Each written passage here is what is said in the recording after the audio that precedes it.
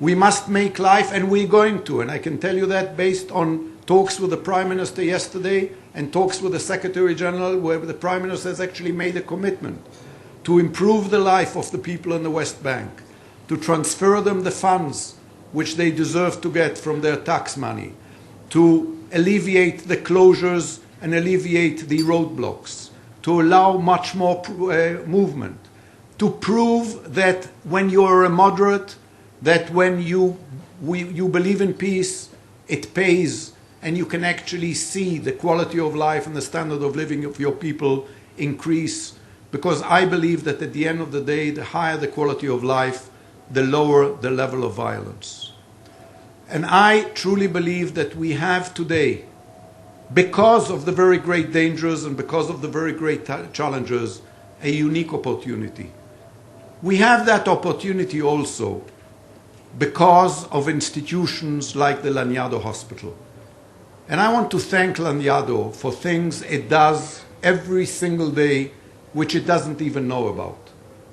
Not in your laboratories, and not in your surgeries, and not in your trauma rooms, but at the United Nations.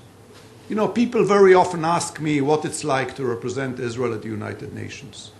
And they think, you know, they say, this is the toughest job in the world. You're probably boycotted and isolated and nobody talks to you and you're the loneliest ambassador of the UN. Now let me tell you something. I walk the halls of the UN and I sit at the Security Council and I address the General Assembly from that podium with my head held up high. Because I know that I represent a country that is far better than most other member states of the United Nations. I know that I represent a country that has contributed to the world in more ways than most people realize, much more than most other member states of the United Nations. A country that has made deserts bloom with its agriculture, limbs move with its medicine, all over the world, not just for itself or for the Jewish people. A country that makes the world a better place each and every day, with its music and art and culture, with its innovations and patents and creativity. A country of beauty and excellence, not the one that you see depicted on the television screens when you watch the BBC.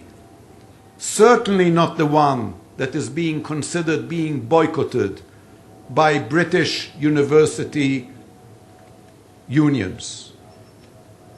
Do those professors and do those lecturers realize that by boycotting Israel and severing any ties with it, they will be preventing their own people from receiving the best medical treatment, the best cancer drugs, the best innovations? Do they realize that by boycotting Israel, they will actually be boycotting themselves? I don't think they do. But I think if they knew a bit more about Laniado, they would know at the end of the day what Israel is all about. Because Laniado, indeed, is a tapestry of everything that is good and beautiful and excellent about Israel. A tapestry of excellence, of innovation, of creativity, of equality, of tolerance, and above all, yes, above all, compassion. And therefore I thank you, because when I walk those halls of the United Nations and when I try to bring this message to my colleagues and to the rest of the world of what a truly incredible country Israel is, it is an institution like Laniado that makes me feel proud and that gives me the power and the strength and the ammunition to convince each and every one of how special we are, of how much we care, and how much better we are than most of them. And therefore, from this podium tonight, I promise you that in spite of the clouds, in spite of the uncertainty, in spite of what may look at the moment as a moment of great danger and adversity, Israel, at the end of the day, and much sooner than many of you even realize, will indeed prevail.